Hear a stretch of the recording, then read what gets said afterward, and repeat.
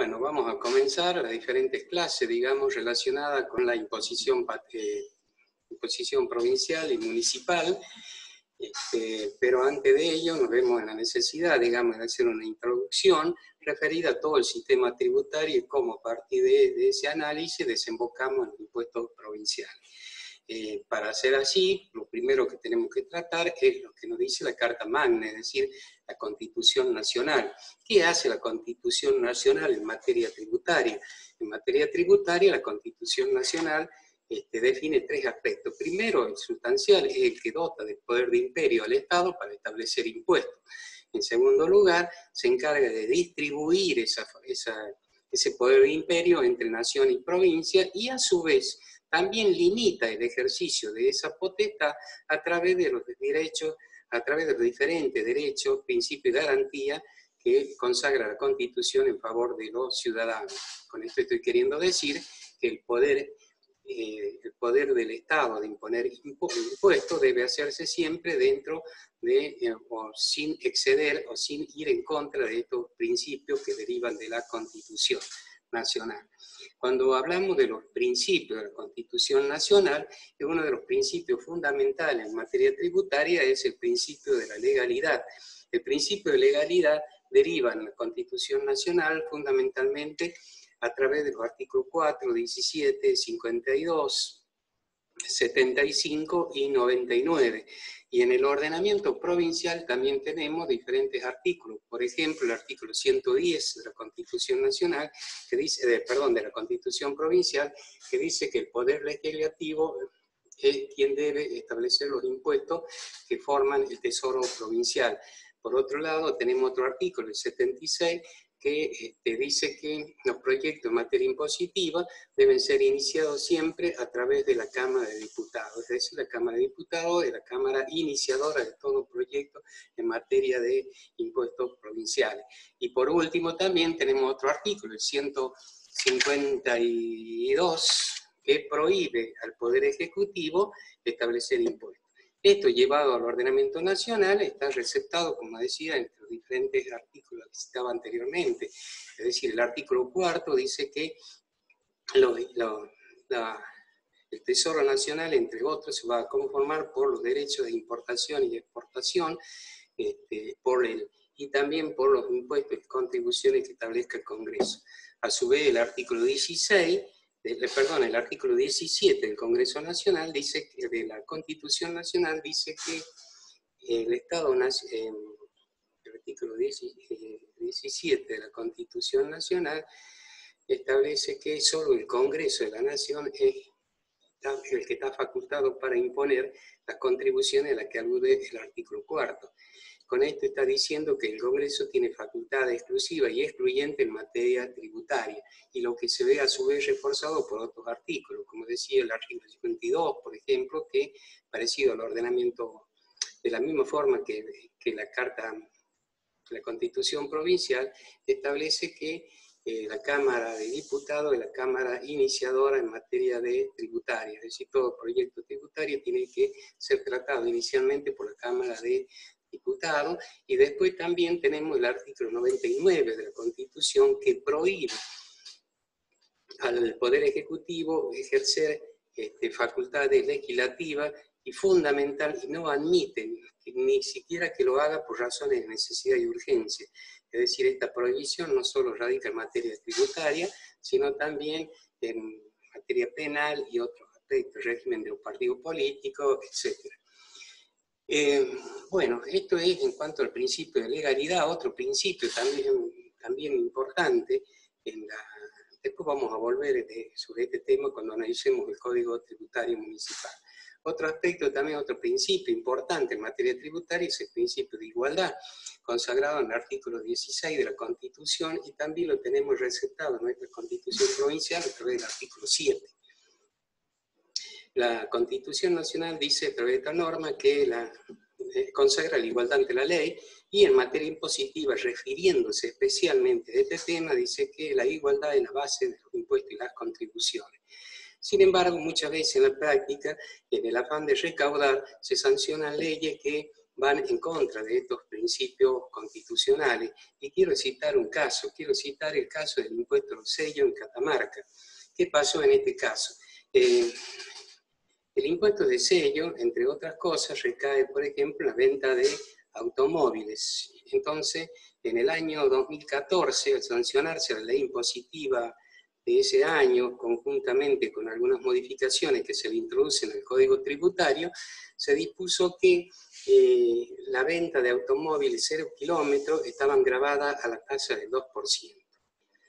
Pero, a su vez, se modifica el Código Tributario y por la vía del Código Tributario se consagra la exhibición del 50% de esa tasa para cuando la venta sea realizada por concesionarios que tengan domicilio en nuestra provincia, es decir, cuando sean contribuyentes locales en el impuesto a los ingresos brutos, o cuando siendo contribuyentes del convenio multilateral por trabajar en nuestra jurisdicción y en otras provincias, también van a tener este descuento en la medida que la sede principal la tengan en nuestra provincia.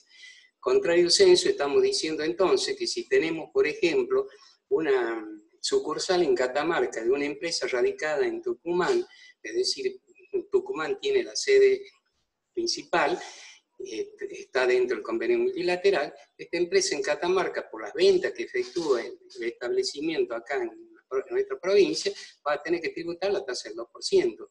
Evidentemente que esto está de alguna manera en contra del principio de igualdad, también en contra del principio de libre circulación, estaría por esta vía creándose una especie de aduana interna y fundamentalmente se estaría afectando el comercio interjurisdiccional sobre el cual la propia Constitución dice que el único que puede reglar el comercio interjurisdiccional o interprovincial e internacional es el Estado Nacional.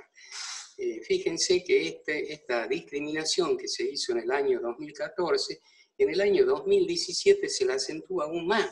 ¿Por qué? Porque se lleva la tasa al 3%, se mantiene la tasa del 1% para las empresas locales, con lo cual entonces estas otras empresas que quedaban fuera de esta reducción pasan a tributar en ese año la tasa del 3%. O sea que es aún más grave. Pero esto es en el año 2017, y no sé si ustedes recuerdan, en diciembre de ese año hubo un consenso fiscal, es decir, una especie de pacto fiscal, un acuerdo que hubo entre nación y provincia, en donde las provincias se comprometieron a una serie de aspectos en materia tributaria, entre otras, por ejemplo, a eliminar todos aquellos tributos que estuviesen de alguna manera afectando principios constitucionales. Y justamente, producto de este acuerdo, es que ya en el año 2018, cuando se sanciona la ley impositiva, desaparece esta discriminación y ya las empresas todas, por la venta que hacen en nuestra provincia, pasan a tributar la tasa del 1%. Bueno, con esto quería marcar, a veces en el afán de recaudar, cómo las provincias avanzan sobre estos principios constitucionales. ¿Qué otra cosa más tenemos para hablar sobre este tema? Hay otro principio que es fundamental en materia tributaria, que es el principio de la capacidad contributiva. La capacidad contributiva significa la capacidad que tiene la persona para contribuir, es la aptitud económica que tienen las personas para colaborar o para colaborar con los gastos del Estado. Es decir, no es sinónimo de capacidad económica, porque muchos sujetos pueden tener capacidad económica, pero no tienen capacidad para contribuir, para pagar impuestos. Por eso es que es fundamental tener presente este concepto. Decía que la capacidad contributiva es la aptitud económica de los individuos para colaborar con los gastos del gobierno y se manifiesta a través de diversos hechos reveladores de riqueza, como puede ser el patrimonio de las personas, el gasto de las personas, la renta, la circulación o transferencia de bienes o riqueza, es decir, diferentes son las formas a veces que se exterioriza la riqueza en las personas, es decir, que se manifiesta la capacidad contributiva. Entonces, cuando a la hora de establecer un impuesto, lo que se mide o se lo hace a través de la capacidad contributiva, tomando alguna manifestación de riqueza, la que acabo de señalar. Bueno, esa es la capacidad contributiva, que inclusive este principio no es un principio que lo tengamos expresamente dicho en la Constitución, surge a partir de lo que establece el artículo 33 de la Constitución, que, en otras palabras, esta norma dispone que los derechos, principios y garantías consagrados por la Constitución no implican per se la negación de otros principios que nacen del principio de la soberanía del pueblo y de la forma republicana de gobierno. Es decir, no necesariamente los principios tienen que estar consagrados en la Constitución, sino que pueden desprenderse por estos otros aspectos que acabo de señalar. Y justamente allí tenemos el principio de la capacidad contributiva, que fue reconocida por la Suprema Corte de Justicia hace algunos años, en donde llegó a manifestar que la manifestación de riqueza o la capacidad contributiva es un requisito indispensable para la validez de los impuestos. Esto fue lo que dijo la Corte en un viejo fallo, Navarro-Viola, consagrando así o reconociendo así expresamente este principio fundamental en materia tributaria. Volviendo de nuevo, fíjense que hasta acá me he referido fundamentalmente en lo que hace la Constitución al poder de imperio y a los límites que deben tenerse presentes cuando el Estado ejerce el poder de aplicar impuestos. Pero también dije que la Constitución se refiere a la forma de distribuir este poder de imperio entre la nación y la provincia, y lo hace a través del artículo 75 de la Constitución. ¿Qué nos dice este artículo? Dice que, por un lado, en el inciso primero, que los derechos de importación y exportación son facultad exclusiva de la nación, lo cual corrobora lo que a su vez dice el propio artículo cuarto, cuando en ese artículo establece cuáles son los conceptos que van a enriquecer el tesoro de la nación, entre ellos enumera o incluye a los derechos de importación y exportación. Bueno, y por el lado del inciso, ya en el inciso 2, digamos, ya la ley se refiere a los famosos impuestos directos e indirectos, diciendo que las provincias, conjuntamente con la nación, tienen facultades concurrentes y permanentes para establecer impuestos indirectos. En cambio, las provincias tienen facultad exclusiva en materia de impuestos directos. Con esto estoy diciendo entonces que la nación no puede aplicar impuestos directos. ¿Pero qué ocurre? Ocurre que la propia Constitución, en la norma que estamos tratando, dice que no obstante ello, la nación puede imponer tributos directos por tiempo determinado cuando la defensa, la seguridad común o el bien general del país así lo exija. Esto sería con carácter extraordinario por un tiempo determinado, pero ¿qué ocurre en la realidad? Que estos impuestos, que podríamos llamar extraordinarios porque son de emergencia, una vez que se instalan, que se instauran, digamos, en la sociedad, ya después, por motivos de recaudación, permanecen sin solución de continuidad a través del tiempo. Para ello vaya el ejemplo del impuesto a la ganancia, que surge en la década del 30 con el nombre de impuesto a los réditos, y luego cambió la denominación allá en la década del 70. Ese impuesto, periódicamente, cuando va a vencer, es renovado por el Congreso de la Nación, y así, mediante sucesivas renovaciones, se suceden en el tiempo, y fíjense los años que lleva este impuesto, que nació como un impuesto de emergencia extraordinario por un periodo determinado. Lo mismo ocurre, por ejemplo, con el impuesto de débito y crédito. Fue un impuesto que se instauró allá en la década del 90, y en la ley, que lo estableció, se decía que iba a ser por un periodo menor a un año, tenía vigencia de unos meses. Fíjense, estamos en el año 2020 y todavía sigue totalmente vigente este impuesto, es decir, permanentemente prorrogado. ¿Y por qué se lo hace? Y se lo hace porque es un impuesto de fácil recaudación y de costo prácticamente cero para el fisco. ¿Por qué? Porque se recauda a través de la retención y percepción que practican las entidades bancarias, fundamentalmente. También tenemos otros impuestos extraordinarios, impuestos directos, como son, por ejemplo, el impuesto a los bienes personales o el impuesto a las ganancias mínimas presuntas. Todo esto son impuestos directos. Para dejar bien establecido el cuadro digamos que en las provincias, ¿cuáles son los impuestos directos? Los impuestos directos que hoy están vigentes sería el impuesto a los automotores y el impuesto al inmobiliario. En tanto que, como impuestos indirectos, ya mencioné anteriormente el impuesto sobre los ingresos brutos y también el impuesto de sello.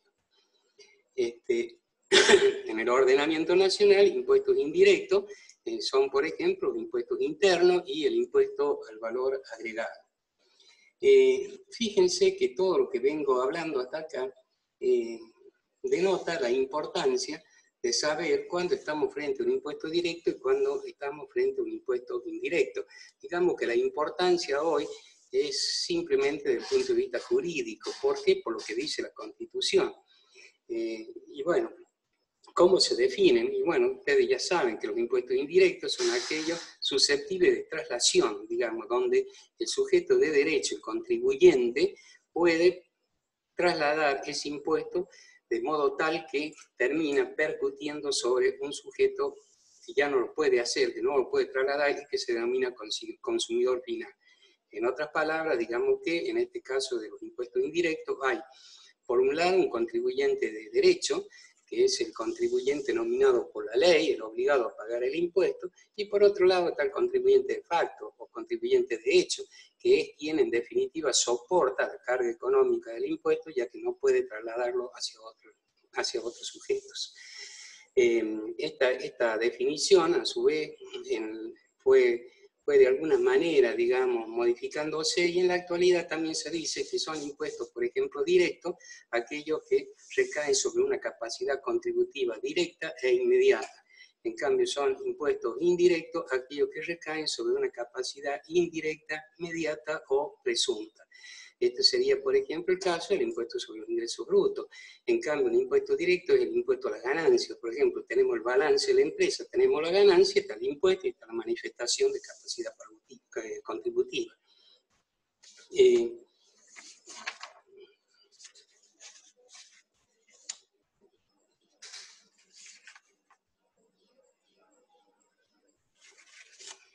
Cuando me estoy refiriendo a estos impuestos directos e indirectos, siempre señalo una vieja jurisprudencia ya del año 1986, conocida como Aerolínea Argentina Sociedad del Estado contra Provincia de Buenos Aires,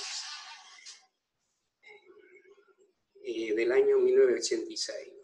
Primero, aclaro que, fíjense que el convenio multilateral que les cité anteriormente viene del año 1977, o sea, ya de antigua data existía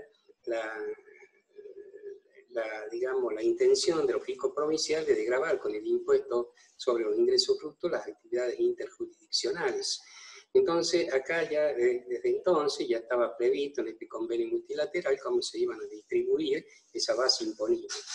Entonces, ¿cuál fue el problema? El problema se suscitó en relación al transporte de carga y de personas interjurisdiccional. ¿En qué sentido? En el sentido de que la Corte, de manera permanente y continua, vino sosteniendo la doctrina de que ese impuesto resultaba inconstitucional al gravar el comercio o el transporte interjurisdiccional, por cuanto implicaba en la práctica, afectaba, digamos así, la libre circulación territorial, la creación de aduanas internas, y afectaba el comercio interjurisdiccional, sobre el cual únicamente tiene potestad, ya lo dijimos, esto es en el artículo 75 de la Constitución, únicamente tiene facultad la nación. Sin embargo, este criterio, luego de arduas discusiones, llevó a que la Corte, a mediados del año 85, fundamentalmente, cambiara su criterio y comenzara a aceptar la imposición o el impuesto sobre los ingresos brutos sobre el transporte interjurisdiccional, pero condicionaba a que el mismo no afectara o no entorpeciera al comercio interjurisdiccional. Con esa condición consagraba entonces la procedencia legal de este impuesto sobre el transporte interjurisdiccional. En la práctica, ¿qué ocurrió? Ocurrió que las provincias le estaban cobrando el impuesto al ingreso bruto a esta empresa, Aerolínea Argentina. Pero, a su vez, la tarifa por el transporte que llevaba adelante esta empresa debía ser aprobada previamente por la Secretaría de Estado de Transporte de la Nación. ¿Y qué ocurrió? Que al aprobar la tarifa, la Secretaría de Transporte no reconoció dentro de los costos el impuesto a los ingresos brutos que debían pagar estas empresas en la provincia. Y esta discusión es la que llega a la Corte, y bueno, en la Corte, ¿qué hace el Tribunal Supremo? Primero, refiriéndose a la teoría de los propios actos, digamos, no puede ser que haya una contradicción manifiesta dentro del propio Estado. El Estado tomado en sentido lato. ¿Por qué? Porque el Estado es uno solo. No es que tengamos un Estado provincial o un Estado nacional. En sentido amplio es uno solo. Y no puede ser que por un lado diga que va a cobrar impuestos y por el otro lado diga no lo aceptamos. Es una flagrante contradicción. Pero por otro lado también, y esto es lo importante, dice que existen... que el fenómeno de la traslación es un fenómeno regido por las leyes de la economía y muchas veces es necesario reconocerle, digamos, jurídicamente los efectos económicos del impuesto, como ocurre en este caso. Es decir, pueden o no trasladarlo, eso depende de la ley del mercado, de la competencia y de otros aspectos económicos, pero no pueden ser interferidos por normas o ordenamientos jurídicos, como podría haber ocurrido en este caso. Entonces, esas son las razones por las cuales la Suprema Corte terminó dándole la razón a la empresa Aerolínea Argentina en Sociedad del Estado.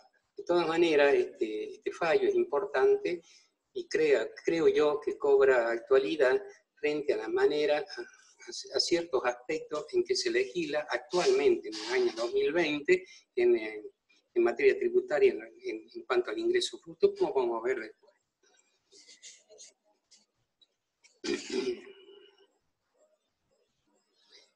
Bueno, siempre aclaro que la Constitución no prohíbe la doble o múltiple imposición. No hay ninguna norma que se refiera al tema, pero justamente ante la concurrencia de fuentes, como lo señalé anteriormente, tanto la nación como la provincia pueden cobrar impuestos indirectos. Entonces, esto lleva en la práctica a que se genere esta doble o múltiple imposición y, como dije, no es inconstitucional. Entonces, ¿qué se busca? Se busca normalmente a través de acuerdos o a través de ordenamiento jurídico tratar de armonizar este poder tributario entre nación y provincia o a veces entre provincias.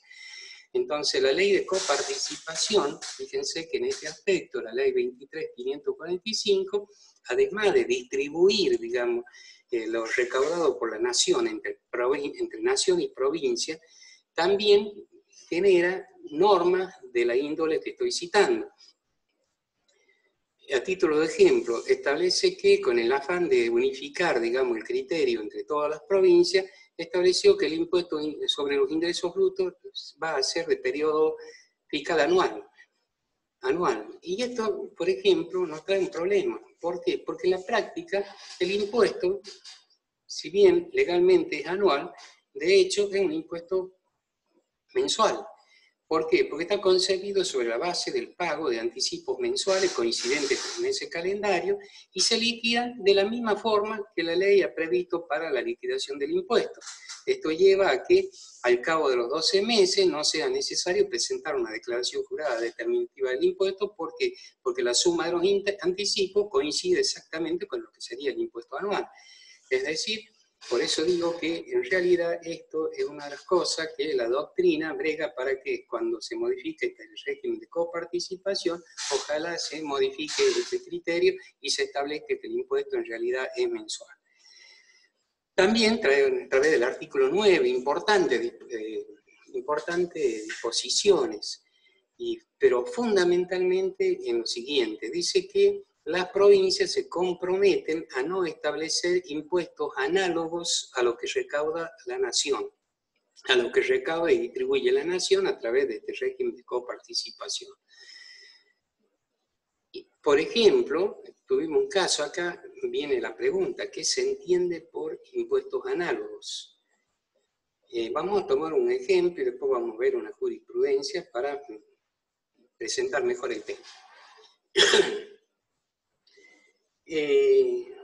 La Corte, en la causa esta que vamos a ver, receptó una definición, una vieja definición que había dado hace muchos años Dino Haras sobre el tema, para quien, salvo circunstancias especiales, dice que son impuestos análogos a aquellos donde son, digamos,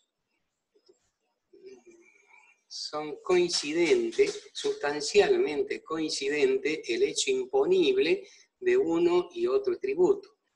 O bien cuando la amplitud del hecho imponible de uno de los impuestos consagrados por una jurisdicción es de tal amplitud que comprende al hecho imponible consagrado, por ejemplo, por otra jurisdicción. Esto sería más o menos para que se entienda. En la nación tenemos el impuesto a los bienes personales, que recae sobre las personas humanas, gravando todos los bienes que tienen de su propiedad. En cambio, en el ordenamiento provincial tenemos, por ejemplo, el caso del impuesto a los automotores. ¿Sobre qué recae? Sobre el automotor. ¿Qué son los automotores? Son parte de los bienes. Si entonces lo analizamos, vemos que el impuesto provincial a los automotores tiene un hecho imponible más reducido y quedaría subsumido dentro del hecho imponible más amplio que establece la nación a través del impuesto a los bienes personales. Entonces acá tenemos la primera definición que nos da este maestro Dino Haras, en el sentido de que o se tratan de hechos imponibles sustancialmente coincidentes o la amplitud de uno absorbe o incluye al hecho imponible del impuesto de la otra jurisdicción. Esa es la primera. Y para eso aclara también el autor que no hace falta que haya coincidencia en la base imponible. O sea, el impuesto va a ser análogo cuando se dé esta condición en el hecho imponible y aun cuando las bases imponibles fueran diferentes. Primera definición. Segunda definición. Dice que también van a ser impuestos análogos cuando haya coincidencia en las bases imponibles de ambos impuestos y aun cuando el hecho imponible fuere distinto. Es decir, estamos viendo el caso inverso del concepto anterior. Entonces, estas son las dos formas en que se puede manifestar, se pueden dar o considerar impuestos análogos. Y agrega este autor que no interesa en ninguno de los dos casos quien sea contribuyente. Es decir, no interesa que haya coincidencia en materia del contribuyente. Vamos a ver un ejemplo. Les decía recién una jurisprudencia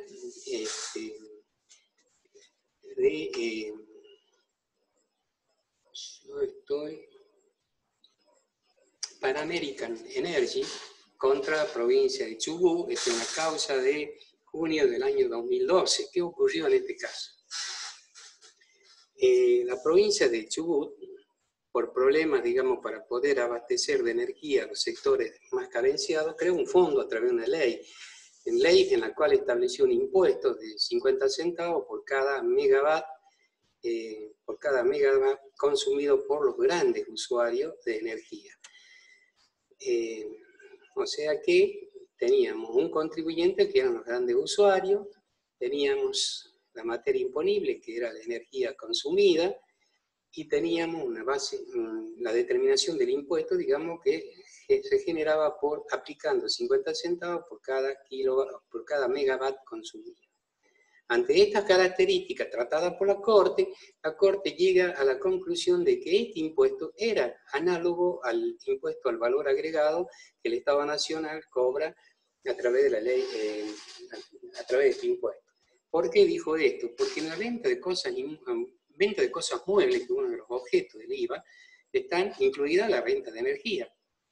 ¿Por qué? Porque para el código la energía debe ser considerada como una cosa.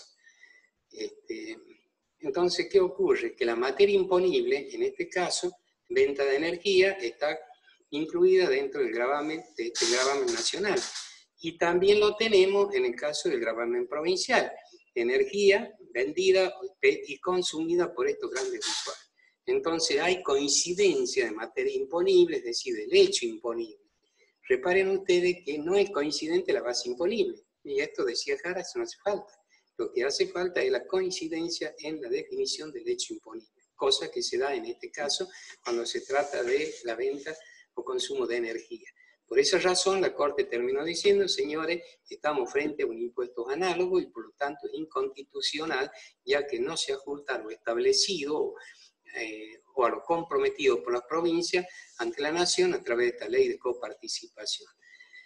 Entonces tienen en claro acá un caso de impuesto análogo, porque son análogos los hechos imponibles. También podríamos considerar que son análogos si tenemos en cuenta lo que decía recién, el impuesto a los automotores, el impuesto inmobiliario con el impuesto a los bienes personales.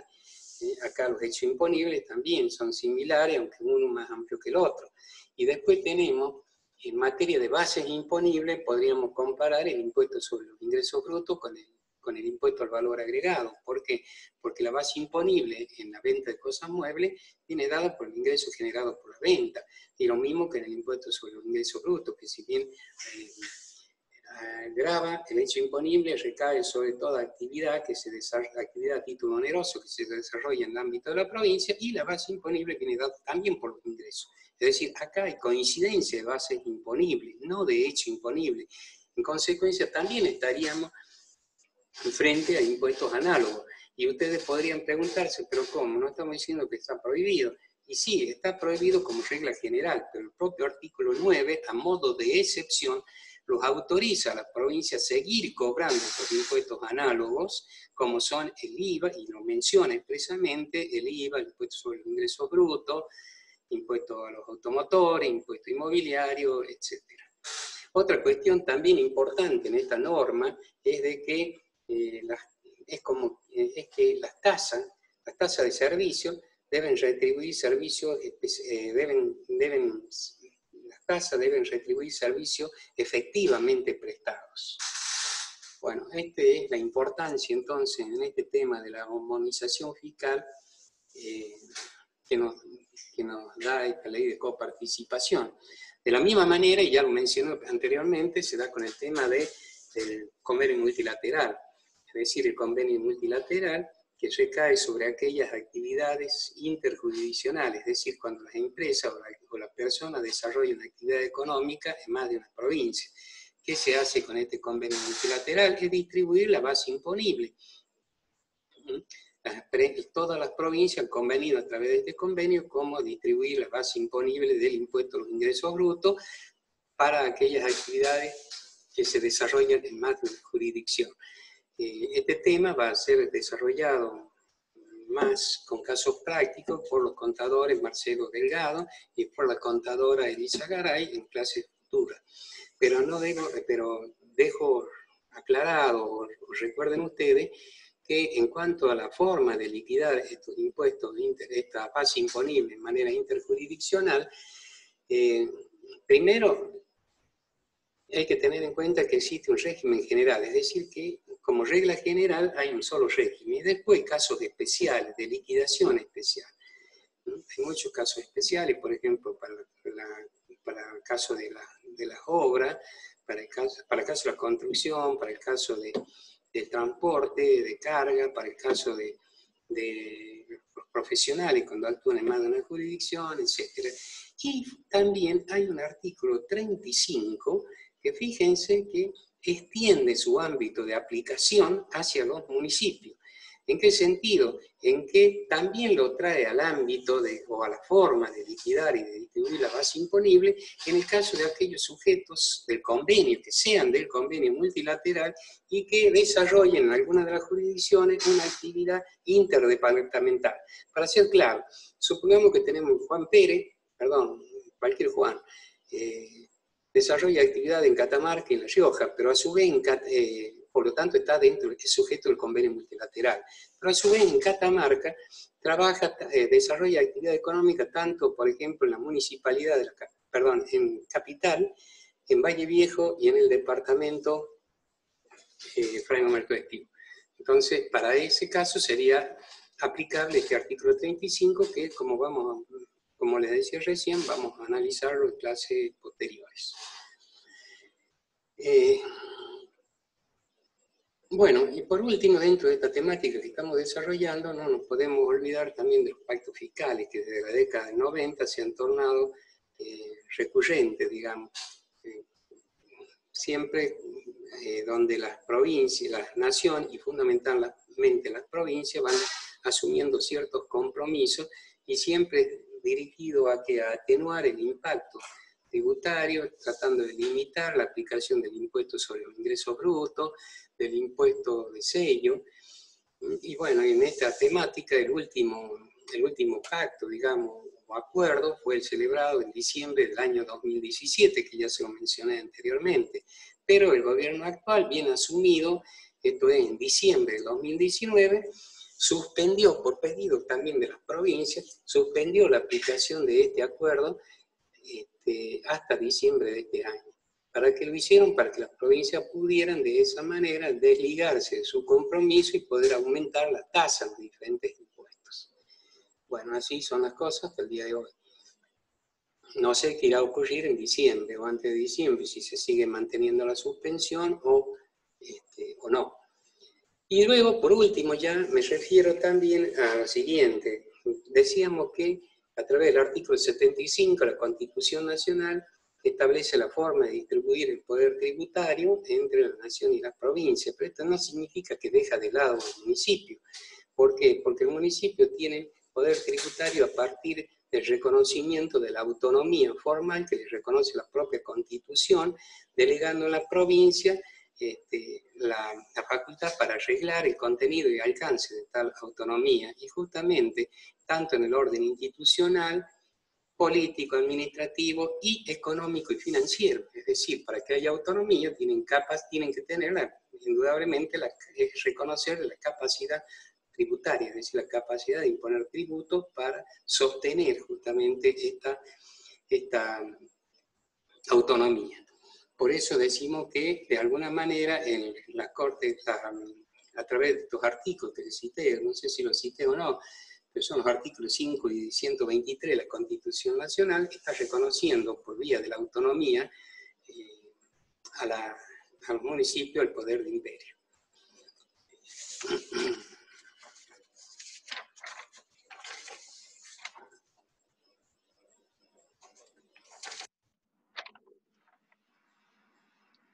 Bueno, ahora me tendría que referir a otro tema que es de suma importancia, que si bien ustedes ya lo han visto, tengo que reiterarlo y de alguna manera referirme en especial por cuanto estamos viendo el ámbito tributario provincial y en él incide también esta ley. Me estoy refiriendo al régimen penal tributario. Hago una pausa y enseguida volvemos.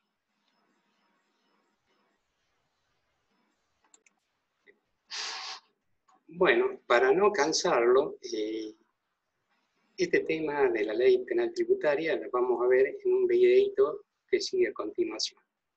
Por ahora damos por terminado en este video la temática que hemos abarcado.